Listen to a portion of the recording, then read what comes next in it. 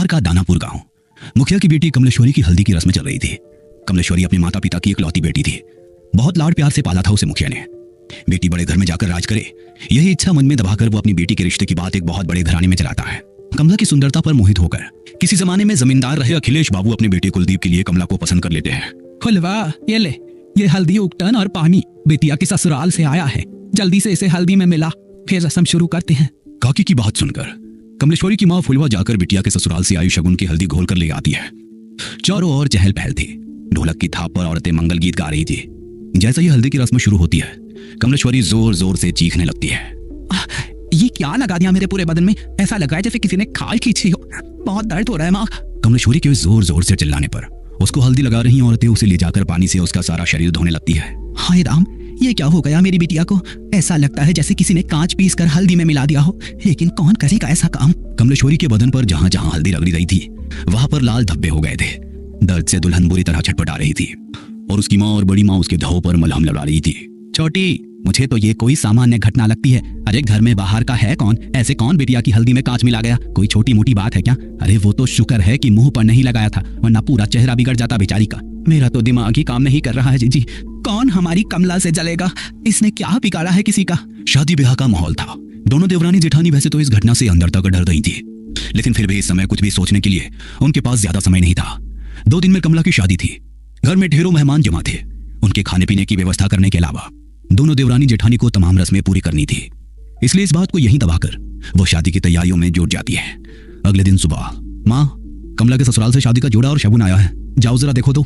एक बड़ी सी गाड़ी से 2 नौकर जैसे दिखने वाले आदमी गाड़ी से नीचे उतरते हैं और बड़े से थाल में लाल रंग के कपड़े से ढका हुआ शादी का शाही जोड़ा और गहने कमला की माँ फुलवा को सौंप देते हैं। बड़ी माँ ने संदेश भिजवाया है, शाम के समय दुल्हन को यही खानदानी जोड़ा और गहने पहनकर तैयार होना है। और हाँ, उन्होंने खास एक बात का ख्याल रखने के लिए हिदायत दी है कि इस जोड़े पर किसी की भी बुरी नजर ना पड़ने पाए।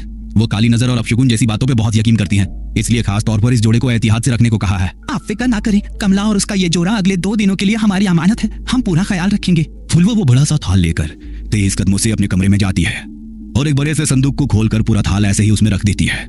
पूरा दिन शादी का भाग दौड़ में बिताने के कारण फुलवा को याद ही नहीं था कि उसने कमला को उसके ससुराल से आया जोड़ा दिखाया ही नहीं है। अगले दिन दोपहर 4 बजे, फुलवा, अरे कमला को तैयार करने का समय हो गया है। इसके ससुराल से जोड़ा आया था ना, कहाँ रखवाई हो? जाओ ले आओ, चूड़ी पहनाकर हम शगुन कर देते हैं। उसके बाद इसकी सहेलियां मिलकर उसको सजा देंगी।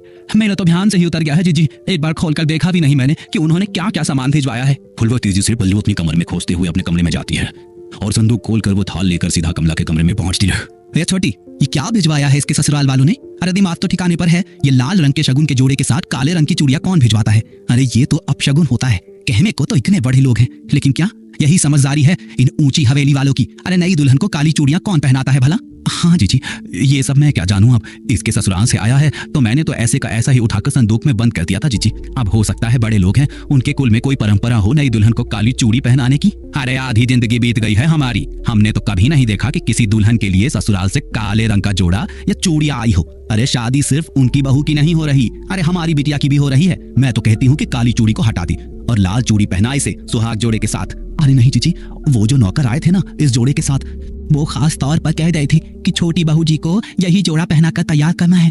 कमला की माँ की बात सुनकर उसके जेठानी कमला के हाथों में वही काली चूड़ियां पहना देती है। कमला के ससुराल से आया हुआ लहंगा बहुत ही शानदार था। लहंगे को देखकर ऐसा लगता था जैसे किसी रानी महारानी की पोशाक हो। जैसे ही कमला की सहेलियां दुपट्टा कमला को पहनाने लगती है, तभी एक सहेली जोर से चीखती है और वो 2 कदम पीछे हट जाती है। क्या हुआ मीना, तू चिल्लाई क्यों? हाँ, पीछे देख, तेरे दुपट्टे का एक कोना गायब है। ऐसा कौन कहता है? इस तरह का टटा फटा लहंगा दुल्हन को कौन भिजवाता है? कमला की सहेली की चीख सुनकर फुलवा एक बार फिर दौड़ते हुए बेटी कमला के कमरे में आती है और जैसे ही वो दुपट्टे का कटा हुआ कोना देखती है, अपना माथा पकड़ लेती है। हाय राम, ये क्या आप शगुन हुए जा रहे हैं? मुझे तो समझ ही नहीं आ रहा। भगवान, ऐसी क्या भूल हो गई है हमसे? पता नहीं इस कमला का ब्याह शांति से निपटेगा या नहीं। अरे माँ, जाने दो ना, जिसने सिला है उसी से गलती से कट गया होगा। और ये माधुरी है ना, ये ऐसे पहनाएगी कि ये हिस्सा नजर ही नहीं आएगा। बेटा गलती से कटता तो ऐसे ना करता। तेरा दुपट्टा देखकर साफ समझ में आ रहा है कि किसी ने जानबूझकर इसका एक दुपट्टा काट कर निकाला है। अरे माँ जी, ऐसा क्यों करेंगी? और ऐसा तो हो नहीं सकता कि यहाँ भेजने से पहले उन्होंने लहंगा देखा ना हो। जरूर दर्जी से गलती से कट गया होगा। फुलवा अपने पति के पास जाकर, ए जी सुनिए ना, कुछ तो अपशगुन हो रहा है, कुछ तो है जो ठीक नहीं है। हम ये शादी करके ठीक तो कर रहे हैं ना? बार बार ऐसे संकेत मिल रहे हैं कि कुछ अनहोनी होने वाली है। अरे तुम औरतें बस शगुन अपशगुन ही करती रहो हर समय। इतने बड़े घर का रिश्ता ढूंढ कर लाया तेरी बेटी के लिए, नौकर चाकर राजमहल सब है उनका, और क्या चाहिए तुझे?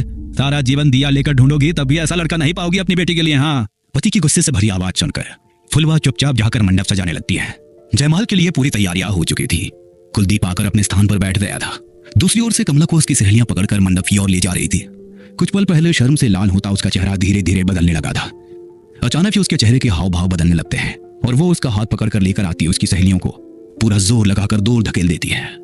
देखते देखते खूबसूरत तरीके से सजे अपने बालों को नोच नोच कर वो बाहर निकालने लगती है और जोर जोर से चीखने लगती है। कमला बेटा, होश में आ, क्या हुआ है तुझे कमला बिटिया? अरे बेटा बोल ना, क्या हुआ है? तू ऐसे क्यों चीख रही है? बोल तो। मुझे बहुत दर्द हो रहा है माँ। कुछ है मेरे बालों में? ये कुछ है इसमें। बेटी के इतना कहते ही उसकी माँ और बड़ी माँ तेजी से उसके बालों को खोलकर कुछ देखने लगती है।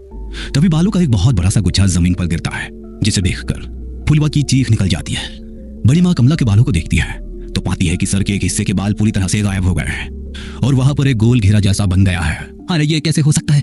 अरे ऐसे कैसे अपने बाल टूटकर जमीन पर गिर पड़ते हैं? किसी की काली नजर लगी है हमारी बच्चे की खुशियों को। अरे इतनी सारी बातें एक साथ होना कोई संयोग नहीं हो सकता। कमला अभी भी घबराकर अपनी माँ के गले लगी हुई थी और जोर जोर से रो रही थी। फुलवा, बिटिया को ले जाओ और जाकर इसका हुलिया ठीक करो और फिर से जयमाल के लिए लेकर आओ। समय निकला जा रहा है, दामाजी इंतजार कर रहे हैं। पता नहीं, लगता है आज का मुहूर्त ही गलत है। हाँ बिल्कुल भी फिक्र मत करिए बहन जी। कमला आप सिर्फ आपकी जिम्मेदारी नहीं है, वो हमारे घर की बहू भी है। मैं समझ सकती हूँ कि उसके ऊपर इस घटना का कितना बुरा प्रभाव पड़ा है। हमसे जो संभव हो सकेगा हम वो सब करेंगे, लेकिन फिलहाल मुहूर्त निकला जा रहा है। शुभ मुहूर्त पर शुभ काल कर लेते हैं। बाकी बिटिया की मानसिक स्थिति का हम हवेली में पूरा ख्याल रखेंगे और हाँ, बात को ऐसे ही जाने नहीं देंगे।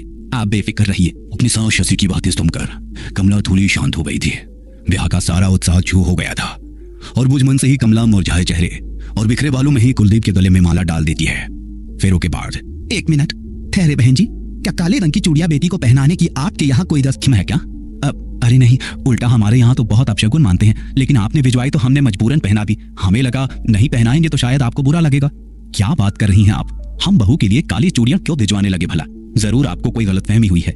मतलब आपने कमला के लिए ये काली चूड़ियां नहीं भेजी थी? हरगिज नहीं, हमने तो लाल रंग का राजस्थानी चूड़ा भेजा था, खास तौर पर मंगवाया था बहू के लिए। सारी घटना एक बहुत बड़ी अनहोनी की ओर इशारा कर रही थी। आपके घर पर ही लगता है किसी ने कोई काला जादू किया है, तभी तो आपके घर में रखे सामान पर यह सब हुआ। मुझे लगता है कि कमला की भलाई इसी में है कि वो जल्द से जल्द घर से दूर चली जाए। तुम ठहरो छोटी, मैं जरा पहले बिटिया की नजर उतार देती हूँ, उसके बाद कमला की विदाई करेंगे।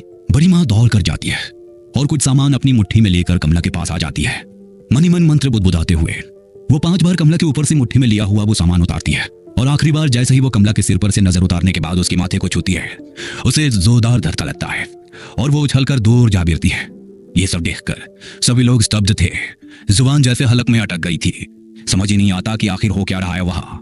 कमला बेटा, तुम ठीक तो हो ना? अच्छा हमें बताओ, अभी तुम कैसा महसूस कर रही हो? ठीक हूँ मैं माँ जी, चिंता मत करो। उनका पैर फिसल गया होगा इसीलिए गिर पड़ी। अपने मन में कोई वहम मत लाओ। शशि अपनी समधन फुलवा के पास आकर कहती है, अभी तो हम बहू को लेकर अपने घर जा रहे हैं। हमारे दरवाजे पर भी तमाम रिश्तेदार जमा हैं। इस समय तो चर्चा करना ठीक नहीं होगा, लेकिन बहू की मुंह दिखाई के बाद हम पता करते हैं कि आखिर बहू को समस्या क्या है।